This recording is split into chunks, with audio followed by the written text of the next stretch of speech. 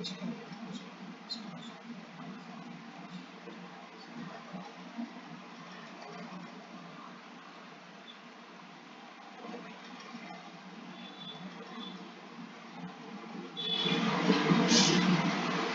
आज हम करेंगे श्रीमद् भगवद गीता यथारूढ़। इसमें 18 अध्याय हैं, 700 श्लोक हैं।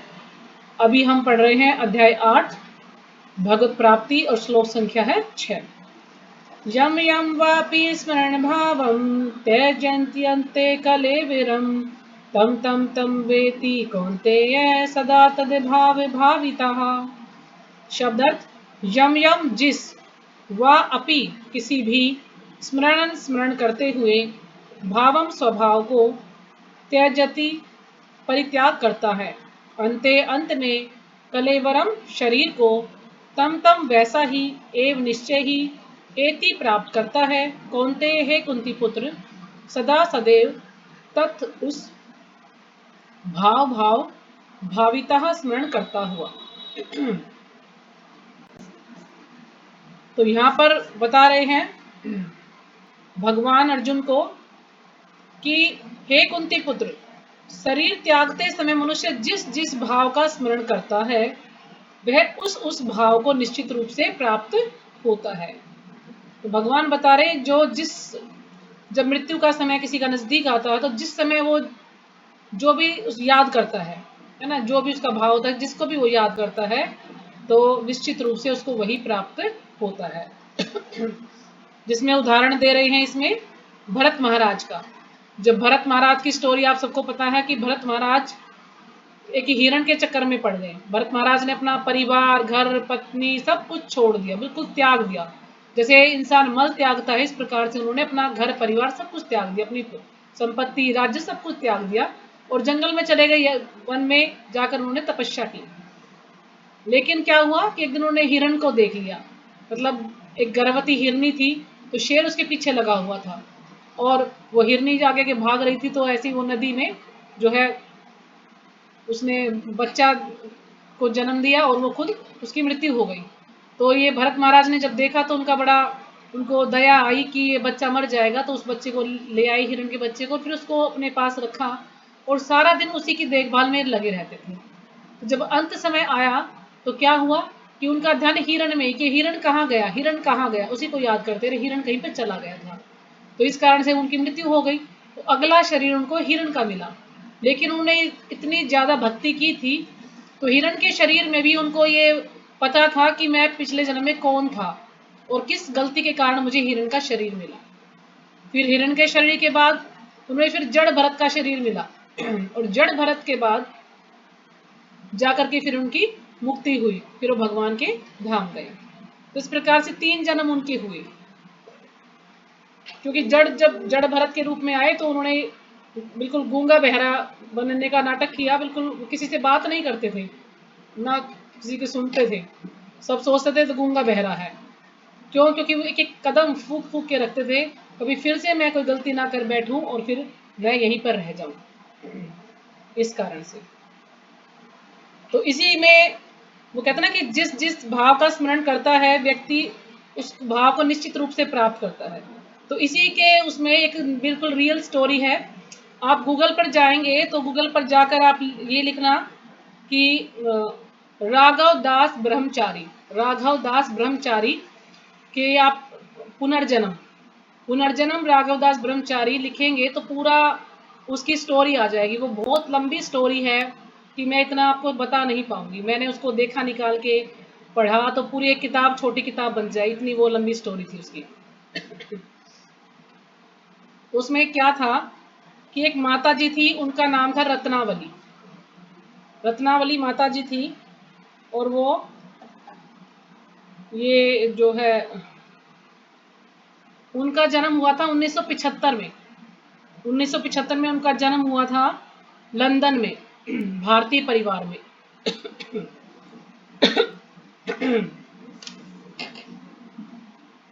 तो पहले के मतलब जब उनका जन्म हुआ तो थोड़ी सी बड़ी हुई। वो बड़ी होने के बाद उन्होंने एक बार प्रपात जी की कोई बुक थी, वो कहीं से उनको मिली, तो उन्होंने उस बुक को देखा और उस बुक को देखते के साथ ही वो बिल्कुल उससे ना आकर्षित हो गई। मतलब उनको ये लगने लगा कि जैसे वो इस व्यक्ति को पहले से जानती हैं, ऐसा उनको महसूस होने लगा। और थोड़ी सी और बड़ी हुई, फिर थोड़ा भक्तों का संग हुआ, फिर थोड़ी और जानकारी हुई। इस प्रकार से धीरे धीरे वो बिल्कुल खिंचती चली गई उनकी तरफ और भक्ति करने लगी। तो लेकिन जब भक्ति करने लगी तो उसको ये हमेशा रहता था कि कुछ ना कुछ तो है, कि उसको अलग अलग स्वप्न आते थे। स्वप्न में ये होता था कि कभी उसका एक्सीडेंट हो गया, कभी कोई इसको मारना चाहता है। इस प्रकार से मतलब कुछ ना कुछ उसको ऐसे स्वप्न दिखते थे। तो एक बार तो क्या हुआ कि वो जब छोटी ही थी, ज्यादा बड़ी नहीं थी, एक व्यक्ति ने उसको जो है डंडे से या पता नहीं हैंटर से उसको मारना शुरू कर दिया। तो वो उसने अपने हाथ ऐसे रखे अपनी जान बचाने के लिए। तो उसको अंदर से वो बता रही है अपनी पूरी स्टोरी कि अंदर से मुझे, जो चैत्य गुरु कहते हैं ना, परमात्मा रूप में भगवान है, तो मुझे अंदर से कुछ ऐसा हुआ कि तुम जो है ऐसा नाटक करो कि तुम मर गई हो, ये व्यक्ति तुम्हें छोड़ देगा। तो वो बिल्कुल से ऐसे लेट गई जैसे मर गई है, और उस व्यक्ति ने उसको छोड़ दिया और वो चला गया। लेकिन फिर उसने सोचा कि, लेकिन फिर उसको अंदर से ये जो है संकेत आया कि अब ये व्यक्ति अभी फिलहाल नहीं है, तुम भाग जाओ, तुम्हारे पास सुनहरा मौका नहीं तो फिर तुम भाग नहीं पाओगे। तो किसी तरह से उसकी हालत भी खराब थी, सर फूटा हुआ था, चोट लगी थी, बहुत ज्यादा खून बह रहा था, लेकिन फिर भी वो भाग कर किसी ऐसे सुरक्षित स्थान पर चली जाती है। तो इस प्रकार से उसको स्वप्न आते रहते हैं। तो कारण क्या था मैं आपको शॉर्ट में बताती हूँ कि उसको जब ये आते थे तो उन्होंने ये अभी कौन से महाराज थे उनसे उन्होंने दीक्षा ली थी, कभी रुचि कुछ ऐसा नाम है एक महाराज का, मैंने उसमें दूसरी बुक में लिखा है। हाँ, भक्ति चारू, भक्ति चारू महाराज की शिष्या थी वो। और उस भक्ति चारू महाराज से पहले वो जो है मतलब पिछला जो जन्म था उनका, उसमें वो प्रभुपाद जी की शिष्या थी। लेकिन इस जन्म में वो 1975 में जो उसका जन्म हुआ, तो इसमें वो भक्ति चारू महाराज से दीक्षित हुई और उनका नाम था रत्नावली। तो फिर उन्होंने उनको उनको बड़ा मतलब कुछ ना कुछ स्वप्न आते रहते थे, तो महाराज से उन्होंने पूछा। तो उन्होंने बताया कि तुम वो हिप्नोटाइज करके पता लगता है ना, आपने ये पहले बहुत सीरियल आता था उसमें पता लगता भी तुम पिछले जन्म में ले जाते थे कि पिछले जन्म में तुम क्या थे। तो इस प्रकार से वो इस प्रतिक्रिया के द्वारा पिछले जन्म में जाती हैं। तो तब उसे पता लगता है कि पिछले जन्म में वो राघव दास ब्रह्मचारी थे और उनकी मौत किस प्रकार से हुई थी, एक्सीडेंट के से उनकी मौत हुई थी। और फिर जो है महाराज ने उनसे हंसते हुए कहा कि क्या बात है, तुम स्त्री रूप में आई हो, तो क्या तुमने किसी स्त्री का चिंतन किया था क्या पहले। तो उनको ये बात बड़ी मतलब सही लगी, उन्होंने सोचा कि जरूर ऐसा कुछ हुआ होगा। तो फिर दोबारा से उन्होंने फिर प्रतिक्रिया करवाई हिप्नोटाइज वाली, और पता लगा उसमें कि वो जब उनकी मृत्यु हुई थी एक्सीडेंट से, तो वो उस औरत का ही चिंतन कर रही थी। कोई माता जी थी, भारतीय माता जी थी कोई, वो बड़ी सुंदर थी। तो वो जो राघव दास ब्रह्मचारी उनको बड़ा पसंद करने लगे थे कि मैं उनसे शादी करूं, और वो शादी नहीं कर पाए और बस उनको पसंद ही करते थे। और उनका चिंतन करते करते उनका एक्सीडेंट हो गया और उनकी मृत्यु हो गई।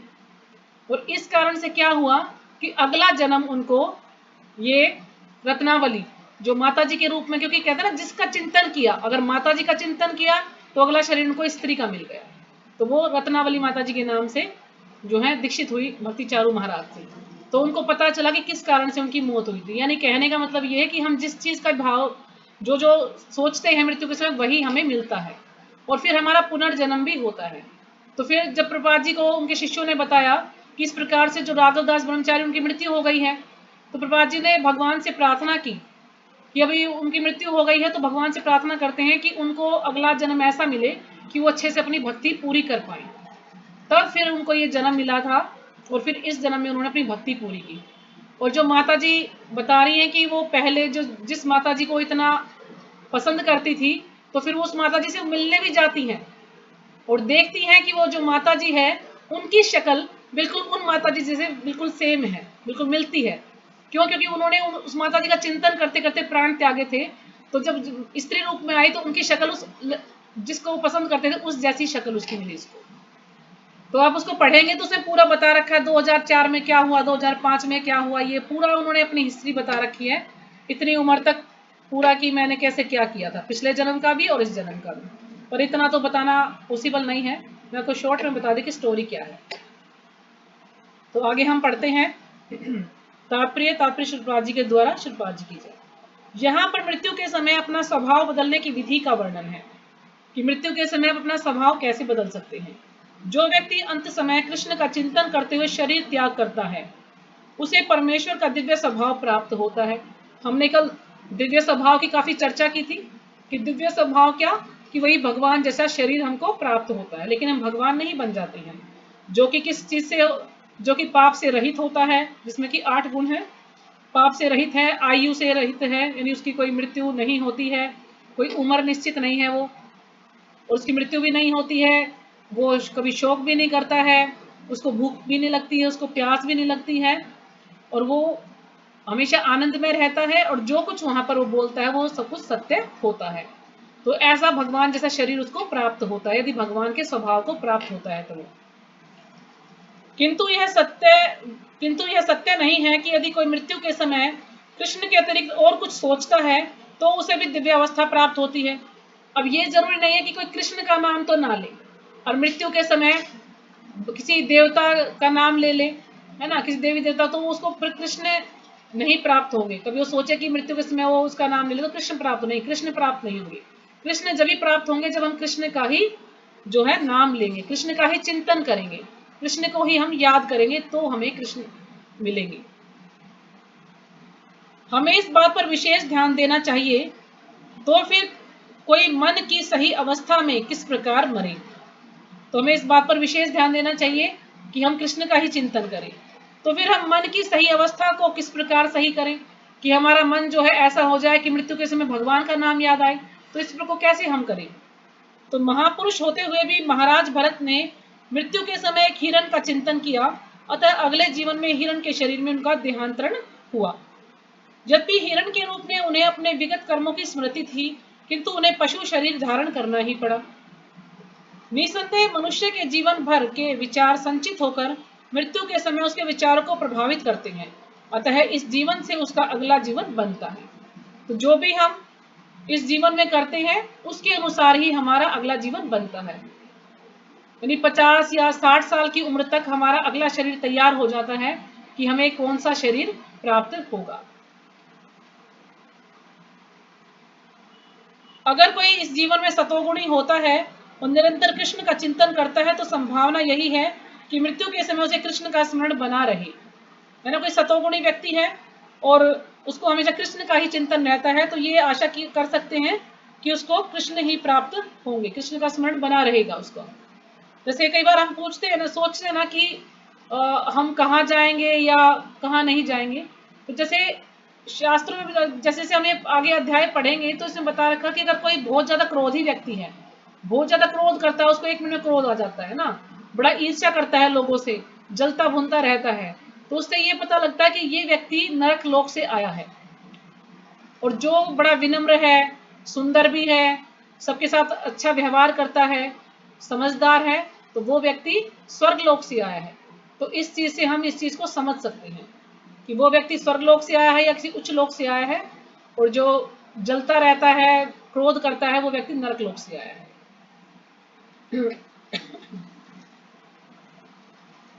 इससे उसे कृष्ण के दिव्य स्वभाव को प्राप्त करने में सहायता मिलेगी। अगर हम कृष्ण का स्मरण करेंगे, अगर हमने शुरू से ही कृष्ण का स्मरण किया है तो फिर हम कृष्ण का स्मरण हमेशा कर पाएंगे। लेकिन हमने शुरू से कभी भगवान का नाम नहीं लिया तो हम आखिर में भगवान का नाम नहीं ले पाएंगे।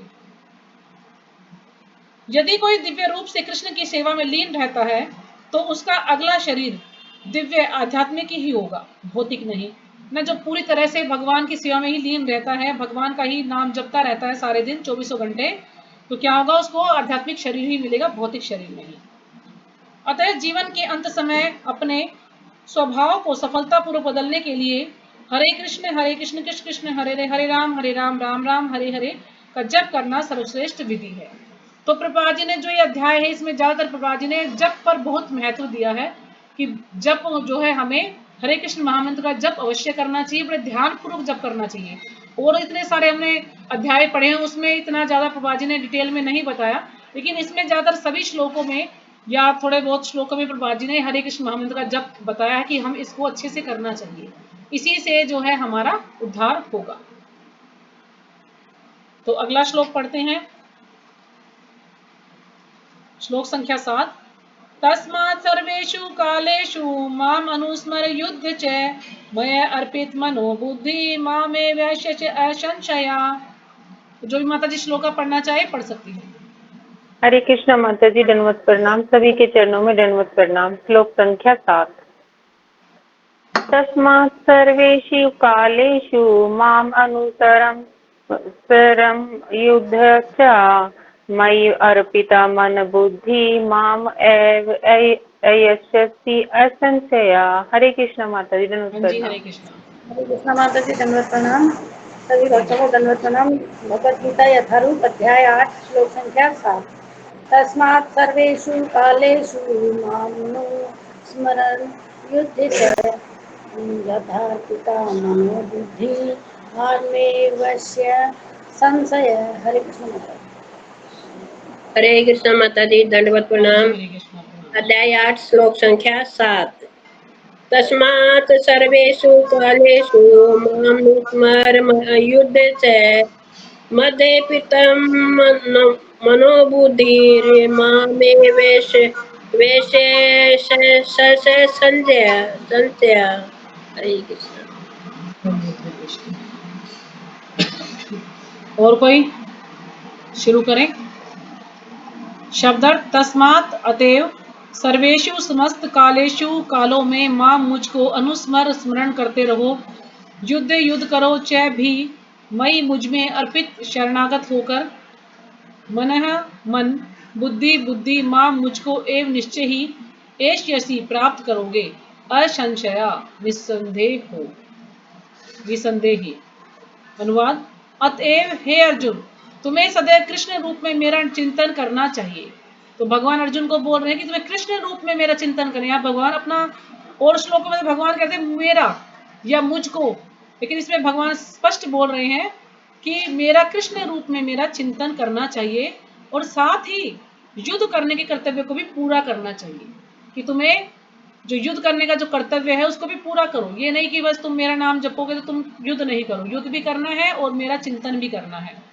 अपने कर्मों को मुझे समर्पित करके तथा अपने मन एवं बुद्धि को मुझ में स्थिर करके तुम निश्चित रूप से मुझे प्राप्त कर सकोगे।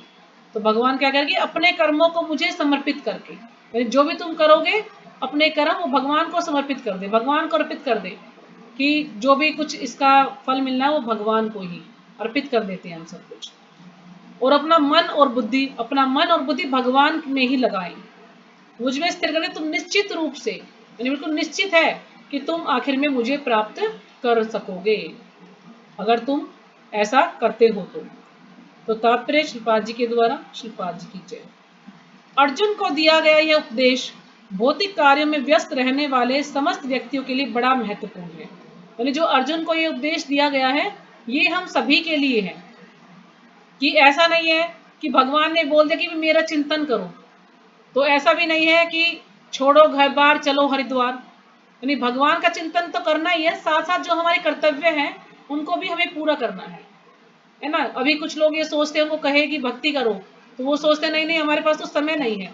वो इस चीज को नहीं समझना चाहते थे कि तुम अपने घर में ही रहो, तुम घर के भी सारे कार्य करो, लेकिन थोड़ा समय भगवान के लिए भी रखो। जिस भगवान ने हमें इतना सुंदर शरीर दिया है, हमें सब कुछ भगवान ने दिया है, तो हमें उन्हीं को हम भूल गए हैं। तो हमें भगवान का नाम जपते जपते अपने परिवार के कार्य भी कीजिए, बच्चों को संभालिए, पोता पोती को संभालिए, घर को संभालिए, कुछ भी कीजिए, लेकिन थोड़ा समय भगवान को भी दीजिए। हम ये नहीं कहते कि भाई तुम्हें कुछ नहीं, घर छोड़ दो, तुम ये मत करो वो मत करो, नहीं। भगवान का नाम जपते जपते अपना कार्य भी करो। जैसे अर्जुन को कह रहे हैं कि तुम मेरा चिंतन भी करो और अपने कर्तव्य को भी पूरा करो जो तुम्हारा कर्तव्य है। भगवान यह नहीं कहते कि कोई अपने कर्तव्यों को त्याग दे, कि हमें अपने कर्तव्यों को नहीं त्यागना है कि हम भगवान का नाम ले रहे तो अपने कर्तव्य को त्याग दे। नहीं नहीं, कर्तव्य हमें करने हैं। जो भी हमारे कर्तव्य अपने परिवार के लिए वो हमें सारे पूरे करने हैं। मनुष्य उन्हें करते हुए साथ साथ हरे कृष्ण का जप करके कृष्ण का चिंतन कर सकता है। कि मनुष्य उनको करते हुए भी हरे कृष्ण का जप करते करते कीर्तन या चिंतन कर सकता है। अब जो स्मरण है, स्मरण 3 प्रकार का होता है। आपने सुना कि स्मरण 3 प्रकार का होता है। पहला स्मरण है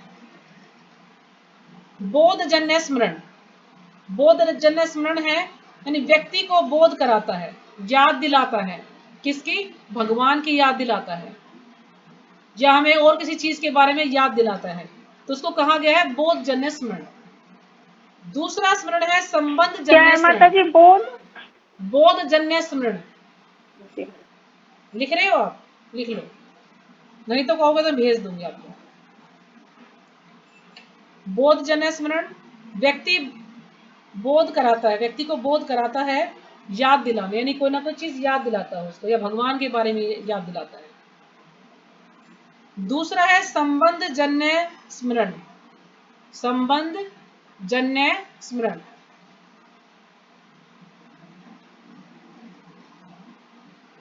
यानी जब हम कृष्ण से जी, जुड़ लिख लिया। जाते हैं तो कृष्ण से जुड़ने पर हमारा जो है गोत्र चेंज हो जाता है। हमारा क्या गोत्र हो जाता है? अच्युत गोत्र। जब हम कृष्ण से जुड़ जाते हैं तो हमारा गोत्र अच्युत गोत्र हो जाता है। यानी संबंध जन्य, यानी हमारा संबंध क्या है भगवान के साथ, ये स्मरण करता है, ये बताता है हमें ये वाला स्मरण। तीसरा है क्रियाजन्य स्मरण। क्रियाजन्य स्मरण, तो क्रियाजन्य स्मरण जो है उसका कार्य क्या है कि हम काम करते करते भगवान का नाम जपते रहें हमेशा। हम कोई भी कार्य कर रहे हैं, चाहे हम कपड़े धो रहे हैं, हम खाना बना रहे हैं, हम सफाई कर रहे हैं, कुछ भी हम कार्य कर रहे हैं, चाहे हम स्नान ही क्यों ना कर रहे हैं, किसी भी समय किसी भी स्थान पर हम हरे कृष्ण का कीर्तन कर सकते हैं, है ना। हम अपने मुंह से कहीं पर भी बैठकर भगवान का नाम ले सकते हैं, उसमें कोई बुराई नहीं है। वो जो माला पे जप करना है वो हमें किसी अच्छे स्थान पर एक जगह बैठ करके जप करने का प्रयास करना चाहिए, ताकि अपने मुख से हम जो है हरे कृष्णा कीर्तन हर समय कर सकते हैं, किसी भी समय किसी भी कार्य करते करते। तो इस प्रकार से जो स्मरण है वो 3 प्रकार का होता है। तो आगे बढ़ते हैं। इससे मनुष्य भौतिक कलमश से मुक्त हो जाएगा। अगर हम भगवान का चिंतन करेंगे तो जो भौतिक कलमशों से मुक्त हो जाएंगे। अब जो गोपियां हैं उन्होंने क्या किया था? गोपियों ने भगवान का चिंतन ही किया था, भगवान का स्मरण ही किया था कि कृष्ण कैसे होंगे। कृष्ण गैया चराने गए, उनको भूख लगी होगी, कृष्ण के पैर बड़े कोमल हैं, उनको कभी पत्थर तो ना चुभ जाए, है ना। कृष्ण के लिए माखन बनाएंगे, आज कृष्ण नहीं आए तो बड़े उदास रहती हैं कि कृष्ण क्यों नहीं आए। मतलब जब वो आते हैं तो उनको डांटते भी हैं गोपियां कि तुमने हमारा माखन चुरा लिया, लेकिन नहीं आते ये तो बड़ी मेरा है, बेचैनी सी उधर रहती से है कि विंदा रखी क्यों हुई। नहीं आई अभी तक। तो इस प्रकार से वो क्या करती हैं, हमेशा कृष्ण का चिंतन करती हैं, और इसी से वो जो है भगवान की टॉप मोस्ट डिवोटी हैं, बहुत ही उच्च स्तर पर है गोपियां। आगे पढ़ते हैं। इससे मनुष्य भौतिक कलमश से मुक्त हो जाएगा और अपने मन तथा बुद्धि को कृष्ण में प्रवृत्त करेगा। कृष्ण का नाम जप करने से ही मनुष्य परम धाम कृष्ण लोक को प्राप्त होगा, इसमें कोई संदेह नहीं है ना। हम जैसे जैसे कृष्ण का नाम जप करते रहेंगे, धीरे धीरे हमारी प्रगति होती रहेगी, और एक दिन ऐसा अवश्य आएगा कि हम कृष्ण के धाम जा पाएंगे, इसमें कोई भी संदेह नहीं है। इस जन्म में ना तो अगले जन्म में, अगले जन्म में ना उससे अगले जन्म में, कभी ना कभी तो हम भगवान के धाम जाएंगे ही। अगर हमारी भक्ति पूरी नहीं होती तो हमारे दोबारा से जन्म मिलेगा, और ये बिल्कुल निश्चित है कि हमें मनुष्य का ही जन्म मिलेगा, ताकि हमारी जो भक्ति अधूरी रह गई है हम उसको पूरा कर पाए। हमें कुत्ते बिल्ली का जीवन नहीं मिलेगा, हमें मनुष्य का शरीर मिलेगा। अगर भक्ति में लगे, चाहे हमने थोड़ी सी भक्ति क्यों ना की है, एक माला ही क्यों ना की है, भगवान ऐसी परिस्थिति करेंगे, ऐसी सुविधा देंगे हमें कि हम आगे अच्छे से भक्ति कर पाएंगे। तो अगला श्लोक पढ़ते हैं, 8वां। अभी कर लें क्या? अभी तो टाइम है ना, हो जाएगा एक श्लोक। अभ्यास योगेन युक्तेन चेत्स्यानान्यगामिना परमं पुरुषं दिव्यम याति पार्थ अनुचिंतयन्। तो जो भी माता जी श्लोक का पढ़ना चाहे पढ़ सकती हैं। हरे कृष्णा माता जी, दंडवत प्रणाम। श्लोक संख्या 8। अभ्यास योग युक्त न चेतसा नान्यगामिन परमं पुरुषं दिव्यं याति पार्थ अनुचिंतयन्। हरे कृष्णा माता जी, दंडवत प्रणाम। जी हरे कृष्ण। कृष्ण माता जी को प्रणाम। श्लोक संख्या 8। अभ्यास योग युक्तेन चेतसा नान्यगामिना परम पुरुषं दिव्यं याति पार्थानुचिन्तयन्। हरे कृष्णा माता जी। हाँ जी, हरे कृष्णा। हरे और कोई? कृष्णा। हरे कृष्णा हाँ जी, माता हरे जी। कृष्णा माता जी। अध्याय 8 श्लोक संख्या 8। अभ्यास योग युक्तेन चेतसा नागेनामिना परमं पुरुषं दिव्यं याति पार्थानुचिन्तयन्। हरे कृष्ण। हाँ जी, हरे कृष्णा। तो शब्दार्थ अभ्यास योग, अभ्यास से, युक्तेना ध्यान में लगे रहकर, चेतसा मन तथा बुद्धि से, न अन्य गामिना बिना विचलित हुए, परमम परम पुरुषम भगवान की दिव्यम दिव्य याति प्राप्त करता है। पार्थ हे प्रथापुत्र, अनुचिंतयन निरंतर चिंतन करता हुआ। तो अनुवाद, हे पार्थ। अब पार्थ कौन है? अर्जुन। क्यों? क्योंकि वो कुंती महारानी के पुत्र हैं। तो कुंती महारानी का एक नाम प्रथा भी है, तो इसलिए उनको पार्थ कहा गया। हे पार्थ, जो व्यक्ति मेरा स्मरण करने में अपना मन निरंतर लगाए रखकर अविचलित भाव से भगवान के रूप में मेरा ध्यान करता है, कि जो व्यक्ति भगवान का स्मरण करता है, अपने मन को हमेशा उसमें लगाए रखता है और बिना विचलित हुए, यानी कोई भी मुश्किल आती है विचलित नहीं होता है वो, तो वो क्या भगवान रूप में मेरा जो है ध्यान करता है, तो वह मुझको अवश्य ही प्राप्त होता है। तो भगवान यहाँ पर कह रहे हैं कि जो अपना मन पूरी तरह से भगवान में लगाए रखा है उसने, और वो कभी विचलित भी नहीं होता किसी भी कारण से, तो वो अवश्य भगवान को प्राप्त कर लेगा। तो तात्पर्य श्रीपाद जी के द्वारा, श्रीपाद जी की जय। इस श्लोक में भगवान कृष्ण अपने स्मरण किए जाने की महत्ता पर बल देते हैं। महामंत्र हरे कृष्ण का जप करने से कृष्ण की स्मृति हो आती है। जब हम कृष्ण का जप करते हैं तो हमें कृष्ण की स्मृति होता आती है, कृष्ण की याद आती है। तो हम जप क्यों करते हैं? हम जप ये इसलिए करते हैं ना कि हे श्रीमती राधा रानी, हमें जो है कृष्ण की सेवा में लगाएं, इसलिए तो हम जप करते हैं। तो जप भी हमारा 3 प्रकार का होता है। आपने शायद पहले भी मैंने आपको बताया होगा, जप हमारा 3 प्रकार का होता है। पहला जप होता है मानसिक जप।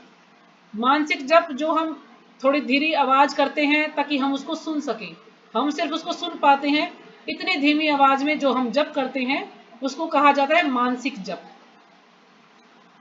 अच्छा, दूसरा जप है माता जी, ये उपांशु जो जप। पहले बताए थे उसकी क्या हेडिंग है? 3 प्रकार के क्या थे वो? बोध जप जप जन्य स्मरण। 3 प्रकार के स्मरण जो पहले बताए थे। अच्छा, ये 3 प्रकार के स्मरण लिखेंगे इनकी हाँ हाँ हेडिंग। हाँ, अब है 3 प्रकार के जप। तो मानसिक जप कि यानी इतनी आवाज ताकि हम हमारे कानों तक पहुंच जाए, हमें सुनाई दे, इतनी आवाज में जप करना। दूसरा है उपांशु जप। उपांशु जप क्या होता है कि बिल्कुल हम अपने मन मन में करते रहते हैं, हमारा बिल्कुल होठ नहीं हिलते, बस मन मन में जप करते रहते हैं, वह उपांशु जप। हल्का हल्का बस दिखेगा, हाँ भी इसके होठ चल रहे हैं, बिल्कुल हल्के से। फिर तीसरा है वाचिक जप। वाचिक जप होता है जोर जोर से चिल्ला चिल्ला करके जप करना, उसको कहा जाता है वाचिक जप। तो इसको हमें 100% इसका लाभ मिलेगा, लेकिन ये हम जब जब कर सकते हैं जब बिल्कुल अकेले हमें जप करना हो, तो हम चिल्ला चिल्ला के जप करें। नहीं तो जो मानसिक जप है, इतनी धीमी आवाज कि हमको अच्छे से सुनाई दे, तो हम उसमें जप कर सकते हैं। उपांशु जप यदि हम करेंगे, मानसिक जप मन मन में करेंगे उपांशु जप, तो हम सो जाएंगे, तो वो जप करना बेकार है। तो जैसे जयप्रताका स्वामी महाराज हैं, वो बड़ा चिल्ला चिल्ला कर जप करते थे, तो और जो भक्त वहां पर थे बड़े डिस्टर्ब होते थे, तो प्रभुपाद जी के पास गए कि प्रभुपाद जी ये जो है जयप्रताका स्वामी जो है ये बड़े तेज तेज जप करते हैं, तो हम लोगों को बड़ी समस्या होती है, हम डिस्टर्ब होते हैं, हम अपना ध्यान नहीं लगा पाते। तो प्रभुपाद जी ने जयप्रताका स्वामी महाराज को कहा कि आप जो है किसी खुले स्थान में जाकर के जप कीजिए, ताकि और जीवों का भी भला हो। वहां पर जो भी कीड़े मकोड़े या पक्षी हैं, कुछ भी हैं, जो भी वहां पर होंगे उस बगीचे में या खुले स्थान में, वहां पर वो भी सुनेंगे जब, तो उनका भी भला होगा। तो जयप्रताका स्वामी महाराज जो है जाकर खुले में जप करने लगे चिल्ला चिल्ला करके, ताकि और जीवों का भी भला हो। क्योंकि जयप्रताका स्वामी महाराज जो है इतने बीमार थे, उनके इतने सारे ऑपरेशन हुए, इतने सारे दिन से उनको लकवा भी मार गया था, काफी इलाज चल रहा है, फिर भी वो कहते हैं ना कि शुद्ध भक्त हैं, इतने शुद्ध डिवोटी हैं कि महाराज हैं कि उन्होंने जहां पर भी जाते हैं लोगों को भक्त बना देते हैं। जिस हॉस्पिटल में वो रहे वहां पर उन्होंने नर्सों को भक्त बना दिया, जो वहां पर डॉक्टर्स है उनको भक्त बना दिया। तो ये होता है प्योर डिवोटी, जिसका थोड़ा सा भी संग कोई कर ले तो वो भक्त बन जाए। जैसे हमारे बीच में है वृद्ध भानुरूपा माता जी। वृद्ध भानुरूपा माता जी ने कितने लोगों को भक्त बना दिया है। कोई बस एक बार उनके संग में आ जाए तो भक्त बनाकर ही छोड़ती है उसको। और एक हम लोग हैं, अगर हमारे संग में कोई आ जाए तो भक्त बन ही नहीं सकता कभी। मैं तो कभी आज तक माता किसी जी को तो भक्त बस बना ही में, नहीं पाई। मेट्रो में भी रास्ते में चलते चलते बना देती है। वही तो कह रही ना। तो जो वृद्ध भानुरूपा माता जी हैं वो वास्तव में शुद्ध भक्त हैं, कि कोई एक बार उनका संग कर ले बस वो भक्त बनेगा ही बनेगा 100%। हम तो खुद ही नहीं है, तो वो कैसे तो है बनाए ही। किसी को। तो इस प्रकार से 3 प्रकार के जप हैं ये हमारे। तो इसमें से हमें मानसिक जप जो ठीक है, अगर हम सबके संग में कर रहे हैं तो मानसिक जप करना चाहिए। अगर अकेले में करें तो फिर हम ये वाचिक जप कर सकते हैं, चिल्ला चिल्ला कर। तो तात्पर्य पढ़ते हैं कि जब हम हरे कृष्ण का जप करते हैं तो क्या होता है, हमें कृष्ण की स्मृति आती है, हमें कृष्ण के बारे में याद आती है। भगवान के शब्दोच्चार, ध्वनि के जप तथा श्रवण के अभ्यास से मनुष्य के कान, जीभ तथा मन व्यस्त रहते हैं, है ना। जब हम भगवान का जप करते हैं तो उससे क्या होगा, हमारे कान भी व्यस्त रहेंगे, हमारी जीभ भी व्यस्त रहेगी और हमारा मन भी व्यस्त रहेगा। हम तीनों चीजों को लगा सकते हैं जब हम जप करते हैं तो, क्योंकि कान से हम सुनते हैं, जीभ से हम बोलते हैं, और मन अगर भक्ति में जप में लगेगा तो भी जप कर पाएंगे हम। तो मन को भी हम तीनों चीजों को व्यस्त रखते हैं। इस ध्यान का अभ्यास अत्यंत सुगम है और इससे परमेश्वर को प्राप्त करने में सहायता मिलती है। तो जो हम ये ध्यान करते हैं जप के समय पे, तो इससे क्या होगा कि ये अत्यंत सुगम है, आसान है, मतलब ये कोई ज्यादा मुश्किल कार्य नहीं है। इससे हमें परमेश्वर को याद करने में सहायता मिलती है। परमेश्वर को हम प्राप्त कर सकते हैं अगर हम ध्यान पूर्वक अच्छे से मन लगाकर जप करते हैं। पुरुषों का अर्थ है भोक्ता। यद्यपि सारे जीव भगवान की तटस्था शक्ति हैं, किंतु वे भौतिक कलमश से युक्त हैं। तो जो भी हम भगवान के जो है अंश हैं, क्या है, हम तटस्था शक्ति में आते हैं और हम भौतिक कलमश से युक्त होते हैं। हम इस भौतिक संसार में फंसे हुए हैं, तो ये मेरा ये उसका, हम इसी में लगे रहते हैं। वे स्वयं को भोक्ता मानते हैं जबकि वे हैं होते नहीं। तो जब हम इस भौतिक संसार में आके फंसते तो क्या कहते हैं, हम बोलते हैं हम ही स्वामी हैं, हम ईश्वर हैं, लेकिन हम होते नहीं है। लेकिन ये क्या है, एक मिथ्या अहंकार होता है कि नहीं हम ही भगवान हैं, हम ही सब कुछ करने वाले हैं। यहाँ पर स्पष्ट उल्लेख है कि भगवान ही अपने विभिन्न रूपों, अपने विभिन्न स्वरूपों तथा नारायण, वासुदेव आदि स्वांशों के रूप में परम भोक्ता है। तो भगवान क्या है, भगवान ही परम भोक्ता है। तो भगवान के ये अलग अलग स्वरूप होते हैं, कोई कभी नारायण के रूप में, वसुदेव के रूप में, नरसिंह भगवान के रूप में, वराह के रूप में। तो इस प्रकार से भगवान के अनेक जो है विस्तार है, लेकिन भगवान ही परम भोक्ता है। भक्त हरे कृष्ण का जप करके अपनी पूजा के लक्ष्य यानी परमेश्वर का, उनके किसी रूप नारायण का, कृष्ण का, राम का आदि का निरंतर चिंतन कर सकता है। तो भक्त किसी भी रूप का चिंतन कर सकता है। कोई नारायण को पसंद करता है, उससे ज्यादा आकर्षित है तो उसका चिंतन करे, कृष्ण का चिंतन करे या राम का चिंतन करे। तो किसी का भी वो लगातार चिंतन कर सकता है जिसमें उसकी श्रद्धा हो, जिसको वो पसंद करता हो, जिससे वो आकर्षित होता हो, तो इस रूप की वो चिंतन कर सकता है। ऐसा करने से वह शुद्ध हो जाता है और निरंतर जप करते रहने से जीवन के अंत में वह भगवत धाम को जाता है। जब वो पूरे जीवन भर अच्छे से जप करता है, 24 घंटे भगवान के चिंतन में लगा रहता है, तो वो शुद्ध हो जाता है और वो फिर भगवान के धाम जा सकता है। योग अंतःकरण के परमात्मा का ध्यान है। अब योग जो है अंतःकरण में जो परमात्मा है उसका ध्यान है, जो कि जो योगी है वो ध्यान करते हैं भगवान का अपने हृदय में परमात्मा के रूप में। इसी प्रकार हरे कृष्ण के द्वारा मनुष्य अपने मन को परमेश्वर में स्थिर करता है। तो हम लोग जो है हरे कृष्ण के द्वारा अपने मन को स्थिर करते हैं। योगी क्या है, वो परमात्मा का ध्यान करते हैं अपने हृदय में, लेकिन हम हरे कृष्ण महामंत्र का जप करेंगे, उसी में हम पूरी तरह से ध्यान लगाएंगे, तो फिर हम भगवान के धाम जा सकते हैं। हमें वो अष्टांग योग करने की कोई आवश्यकता नहीं है। मन चंचल है, अतः आवश्यक है कि मन को बलपूर्वक कृष्ण चिंतन में लगाया जाए। अब मन बड़ा चंचल है ना, अर्जुन भी कहता कि मन बड़ा चंचल है, इस मन को कैसे मैं, वायु को जीतना आसान है लेकिन मन को जीतना मुश्किल है। लेकिन किस तरह से हम मन को भक्ति में लगाएंगे? अभ्यास के द्वारा।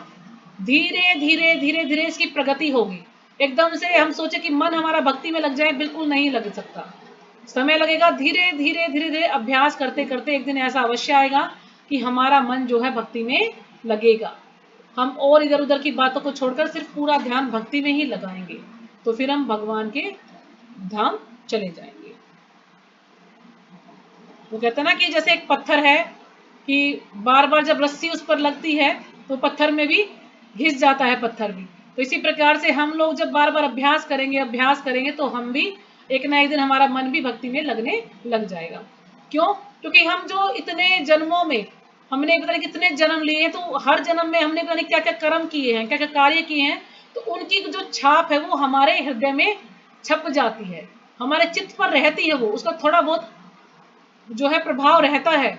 इसलिए हम एकदम से भक्ति में नहीं जुड़ पाते हैं। कुछ लोगों को हम कितना ही बोलते रहे भक्ति में आएंगे ही नहीं। क्यों? क्योंकि उनके कर्म ऐसे हैं कि वो उनको भक्ति में आने ही नहीं देते। अगर कोई शुद्ध भक्त उन पर कृपा कर दे, दया कर दे, तो फिर वो भक्ति में जुड़ सकते हैं, नहीं तो बड़ा मुश्किल है ऐसे लोगों को भक्ति में जोड़ना। तो हमारे जो कर्म है वो ऐसा उनकी वजह से होता है। प्राय उस एक प्रकार के कीट का दृष्टांत दिया जाता है जो तितली बनना चाहता है और वह इसी जीवन में तितली बन जाता है। अब एक प्रकार का कीट है, एक प्रकार का कीड़ा होता है जो इतना गहन चिंतन करता है, तितली का इतना गहन चिंतन करता है कि वो चिंतन करते करते वो तितली बन जाता है। तो कौन सा है ऐसा जीव? उसको एक कैटरपिलर नाम का एक जीव होता है, एक कीड़ा होता है, इतना लंबा सा मोटा सा कीड़ा होता है वो। तो कहते हैं वो कीड़ा जब इतना चिंतन करता है तितली का, बार बार चिंतन करता है, तो वो तितली ही बन जाता है इसी जन्म में ही, सो दोबारा जन्म नहीं लेना पड़ता। तो इसी प्रकार से यदि हम भगवान का चिंतन करते रहेंगे तो हम भी भगवान जैसा ही आध्यात्मिक शरीर प्राप्त करेंगे और भगवान के धाम चले जाएंगे। तो चिंतन करना बहुत जरूरी है। तो इसी प्रकार यदि हम निरंतर कृष्ण का चिंतन करते रहें तो यह निश्चित है कि हम जीवन के अंत में कृष्ण जैसा शरीर प्राप्त कर सकेंगे। तो ये प्रभा जी हमें आश्वासन दे रहे हैं, समझा रहे हैं प्रभा जी हमें।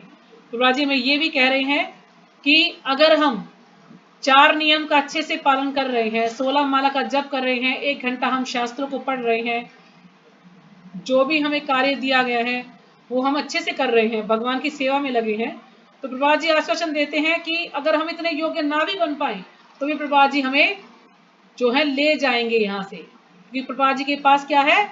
बैक डोर की चाबी है, वो हमें वहां से भगवान के वहां पर एंट्री करा देंगे। तो इसलिए हमें बिल्कुल भी चिंता नहीं करनी है, हमें सिर्फ भक्ति में लगे रहना है, चाहे मन लगे या ना लगे, बस नाम लेते रहो। कैसी भी परिस्थिति हो, किसी प्रकार से भी भगवान का नाम लेते रहो, नाम जपते रहो, तो एक दिन हम अवश्य सफल होंगे। तो ठीक है, यहीं पे विराम करते हैं। अगर किसी को कुछ पूछना है तो पूछ सकते हैं।